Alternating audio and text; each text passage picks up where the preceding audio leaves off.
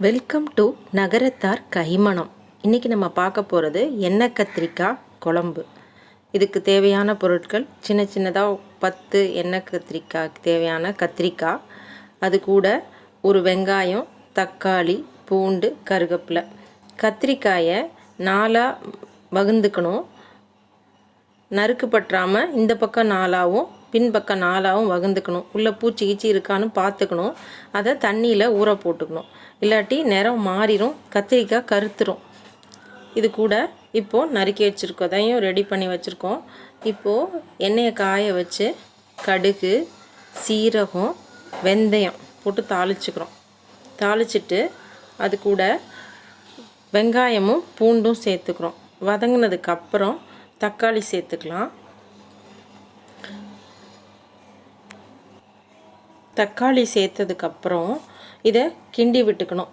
இந்த எண்ணெய் கொஞ்சம் பிரிஞ்சு வருது. இந்த ஸ்டேஜில் நான் கொஞ்சோண்டு பெருங்காயத்தை தண்ணியில் கரைச்சி வச்சுருக்கேன். கட்டி பெருங்காயத்தை தண்ணியில் கரைச்சி வச்சுருக்கேன், அதையும் இது கூட சேர்த்துக்கலாம். நீங்கள் தூள் பெருங்காயம் வேணாலும் யூஸ் பண்ணிக்கலாம். கட்டி பெருங்காயம் நல்ல வாசமாக இருக்கும். அது கூட இப்போது இந்த வகுந்த கத்திரிக்காயை நல்லா நம்ம இதை போட்டு எண்ணெயிலே அது வேகணும். இந்த நிறம் கம்ப்ளீட்டாக இந்த தோல் பகுதி நல்லா ப்ரௌனாக மாறணும். அது வரைக்கும் ஒரு 10 நிமிஷமாக நான் கிளறிட்டே இருக்கேன். மண் சட்டிங்கிறதுனால இது நல்லாவும் ஹீட்டை அப்சர்வ் பண்ணிக்குது. சீக்கிரமும் ஹீட் நல்லா குக் ஆகிறதுக்கு இது ரொம்ப ஹெல்ப்ஃபுல்லாக இருக்குது. நான் இதை நல்லா கிளறிக்கிறேன். மற்ற பாத்திரத்தை விட இந்த மண் சட்டியில் எண்ணெய் கத்திரிக்காய் குழம்பு வச்சா ருசியாக இருக்கும்.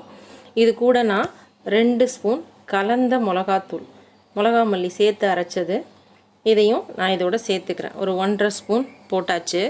இது கூட நம்ம இப்போது ஒரு நெல்லிக்காய் சைஸு புளி உப்பும் போட்டு தண்ணியில் ஊற வச்சு அதை கரைச்சி வச்சுருக்கேன்.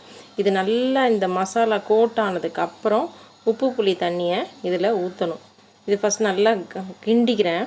அப்போ தான் இது உள்ளெல்லாம் அந்த மசாலா இறங்கும். இந்த கத்திரிக்காயில் ஏற்கனவே வெளியில் நல்லா வெந்தது, உள்ளே இந்த மசாலா இறங்கும். அதுக்கப்புறம் நான் இந்த உப்பு புளி தண்ணியை இதோட சேர்த்துக்கிறேன்.